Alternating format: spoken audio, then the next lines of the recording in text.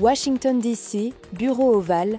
Ce lundi après-midi, alors que les marchés financiers s'effondraient sous la pression d'une instabilité mondiale croissante, le président Donald Trump a tenu une conférence de presse pour le moins chaotique, aux côtés du Premier ministre israélien Benjamin Netanyahou. La scène s'est déroulée dans le bureau ovale, mais ce qui devait être une rencontre diplomatique solennelle s'est rapidement transformé en un moment de confusion, d'improvisation et de commentaires troublants.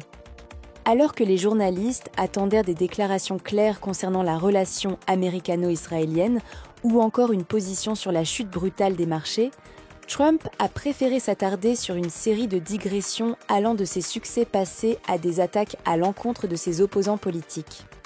À plusieurs reprises, Netanyahou a semblé mal à l'aise, esquissant des sourires crispés alors que Trump s'éloignait du sujet pour évoquer les fake news, le succès sans précédent de son administration, ou encore la beauté du bureau ovale.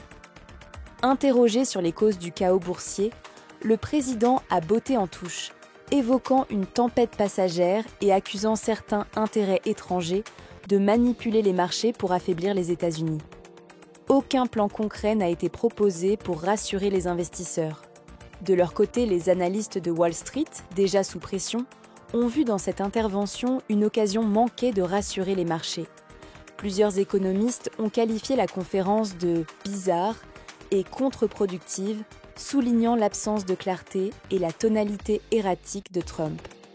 La conférence s'est achevée sans déclaration conjointe ni message fort.